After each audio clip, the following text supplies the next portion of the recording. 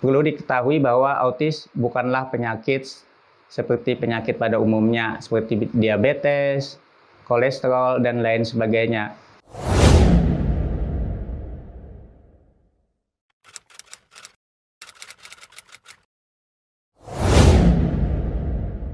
Assalamualaikum warahmatullahi wabarakatuh. Perkenalkan, nama saya Saiful Anwar SS, Koordinator Terapis di Pusat Layanan Anak Berkebutuhan Khusus Rumah Karunia. Terima kasih saya diberikan kesempatan di channel Ihsanul Amal Menyapa untuk berbagi masalah seputar autis. Dan juga bertepatan dengan Hari Autis Sedunia tanggal 2 April 2021.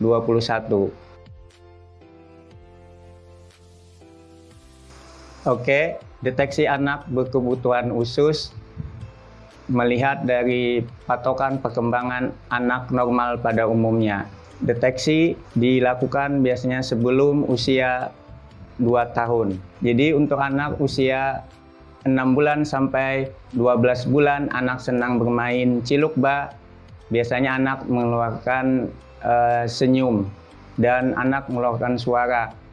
Kalau anak tidak bisa diajak bermain cilukba dan tidak ada senyumnya, maka orang tua patut waspada. Di usia 12 bulan sampai 24 bulan, jika anak tidak mengeluarkan babbling atau mengoceh seperti mama, maka orang tua juga patut waspada. Deteksinya juga bisa dilakukan dengan memanggil namanya. Jika anak tidak ada respon, maka orang tua juga patut waspada. Terus, deteksi juga bisa dilakukan dengan anak di usia 1 tahun ke atas, dia tidak bersuara, tidak mengeluarkan kata sama sekali, maka itu juga orang tua patut waspada. Terus, jika anak bisa bicara tapi kata-kata yang dikeluarkan adalah kata-kata yang tidak ada maknanya, contohnya ya atau t itu tidak ada maknanya, maka orang tua juga patut waspada dan cepat-cepat untuk mencari bantuan, bisa ke psikolog ataupun ke dokter. Dengan deteksi dini yang cepat, insya Allah penanganannya juga bisa lebih maksimal. Karena kemajuan anak semakin cepat ditangani, juga kemajuannya juga semakin bagus.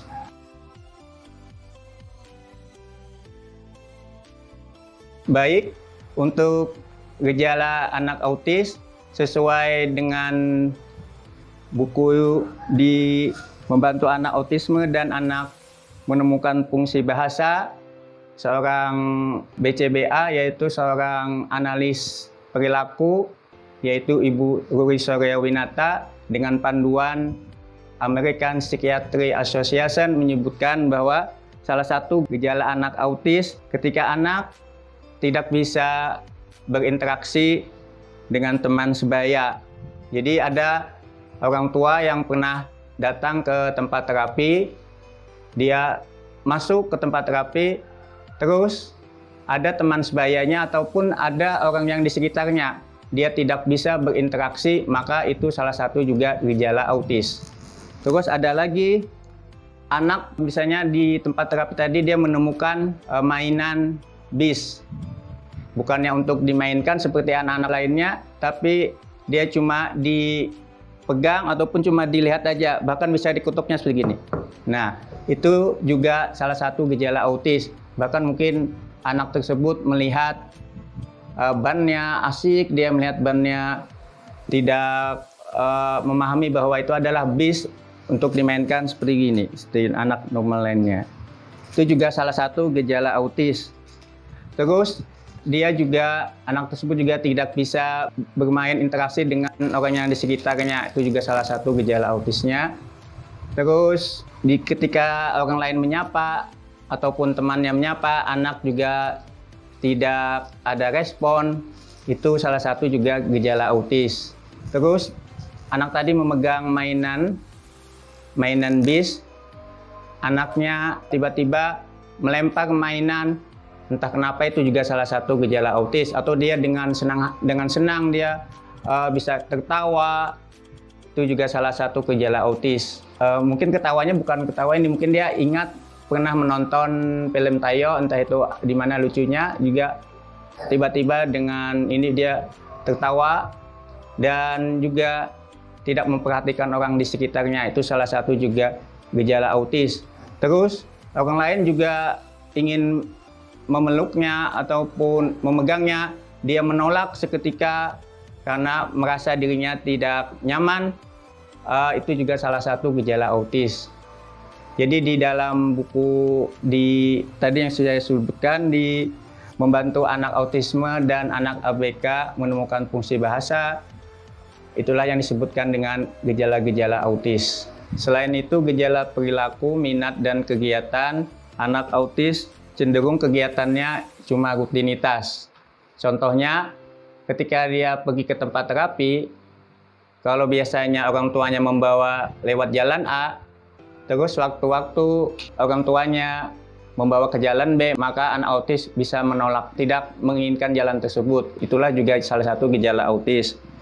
Terus ada gerakan-gerakan aneh, dalam arti anak autis itu ada stimmingnya, contohnya dia mengepak-ngepakkan tangannya secara tiba-tiba, dan orang melihatnya merasa itu adalah aneh. Tapi bagi anak autis, dia mengungkapkan rasa gembiranya, itulah yang namanya gerakan-gerakan aneh ataupun stimming.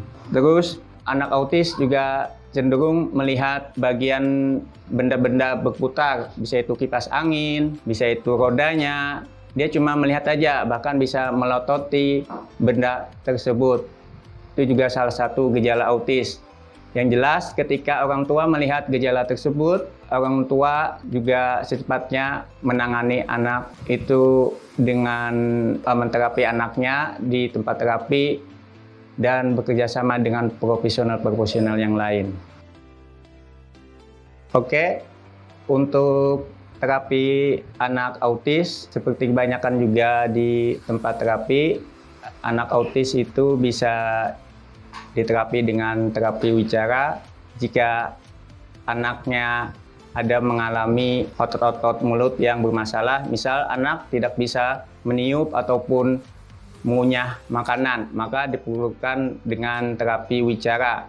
Terus ada lagi terapi okupasi. Terapi okupasi fokusnya yaitu kepada life skill. Ketika anak tidak bisa memakai baju, terutama baju-baju kemeja yang ada kancingnya, maka itu diperlukan dengan terapi okupasi. Ada lagi namanya terapi sensori integrasi.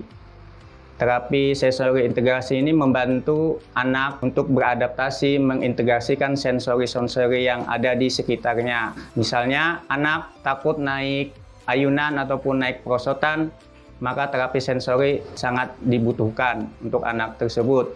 Ada lagi terapi EBA atau terapi ABA, terapi perilaku yang kebanyakan memang anak di tempat terapi menggunakan terapi ABA. Terapi ABA yaitu terapi yang sudah berdasarkan ilmu sains dan berdasarkan kepada data, dan terapinya sistematis dan terukur. Di ABA banyak diajarkan kemampuan anak, misalnya kemampuan komunikasi, kemampuan bahasa, kemampuan interaksi sosial, kemampuan kemandirian, bahkan kemampuan bermain pun ada diajarkan di terapi perilaku. Terus ada terapi BIT atau Biomedical Intervention Therapy, yaitu terapi biomedis yang meliputi yaitu terapi diet, obat, dan suplemen. Diet untuk anak autis yang satu dengan yang lain berbeda-beda. Nanti ada namanya pemeriksaan lab, disitulah nanti kelihatan anak ini pantangan makannya di mana. Misalnya dengan anak yang autis A, dia tidak boleh telur, tidak mungkin kemungkinan anak B bisa boleh telur. Jadi setiap anak tuh beda-beda, itulah namanya terapi biomedis. Dan juga suatu waktu memang suplemennya juga dibutuhkan untuk memperbaiki pencernaan anak autis. Baik, Apakah autis bisa sembuh? Ini juga pertanyaan yang sering banyak ditanyakan orang tua ketika mengetahui anaknya autis. Perlu diketahui bahwa autis bukanlah penyakit seperti penyakit pada umumnya, seperti diabetes, kolesterol, dan lain sebagainya. Autis adalah gangguan perkembangan neurologis yang terjadi pada anak yang meliputi berbagai di aspek, yaitu aspek interaksi sosial, bahasa, dan komunikasi, sensorinya juga bermasalah, dan juga emosinya.